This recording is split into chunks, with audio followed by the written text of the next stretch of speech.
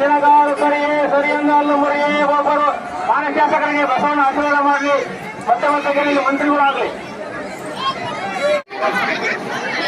ಎಲ್ಲರಿಗೂ ನಮಸ್ಕಾರ. ಅಮ್ಮನಕೆರೆ ಬಸವಣ್ಣ ಜಾತ್ರೆಯ ಹಾರ್ದಿಕ ಶುಭಾಶಯಗಳನ್ನು ತಿಳಿಸ್ತಾ, ಒಂದು ತಾಲೂಕು ಸುಖ ಶಾಂತಿ ನೆಮ್ಮದಿಯಿಂದ ಶಾಂತಿ ಸಡಗರದಿಂದ ನೆಲೆಸಲಿ ಅನ್ನೋದಷ್ಟೇ ನಮ್ಮ ಉದ್ದೇಶ.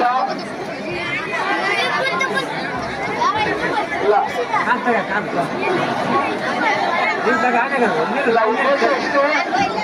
ನಾನು ಕಣ್ಣಿನ ಡಾಕ್ಟ್ರು.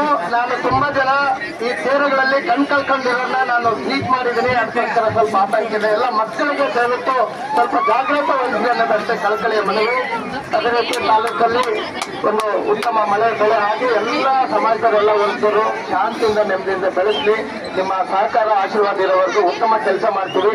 ನಮ್ಗೇನು ಬಹುದಿನಗಳ ಬೇಡಿಕೆ ಇದೆ. ನಮ್ಮ ಕೋಡಿಕೋಟೆ ರಸ್ತೆಯಿಂದ ನಮ್ಮ ಅಮ್ಮನಕೆರೆಯಿಂದ ಮರಬಕ್ ರಸ್ತೆ ಈಗಾಗಲೇ ಟೆಂಡರ್ ಆಗಿದೆ. ಶೀಘ್ರದಲ್ಲೇ ಅತ್ಯುತ್ತಮ ಉತ್ಕೃಷ್ಟ ಮಟ್ಟದ ಒಂದು ರಸ್ತೆ ಮಾಡ್ಲಿಕ್ಕೆ ಈಗಾಗಲೇ ನಾವು ಅನುಮತಿ ತಗೊಂಡಿದ್ದೀವಿ. ಮತ್ತೆ ತಾಲೂಕಿನ ಸಮಗ್ರ ಏಳಿಗೆಗೆ, ರೈತರಿಗೆ, ಮಕ್ಕಳಿಗೆ, ನಮ್ಮ ತಾಯಂದರಿಗೆ ಎಲ್ಲರಿಗೂ ಒಂದು ಒಳ್ಳೆ ಕೆಲಸ ಮಾಡೋದಕ್ಕೆ ನಿಮ್ಮ ಸೇವೆಗೆ ಬಂದಿದ್ದೇವೆ.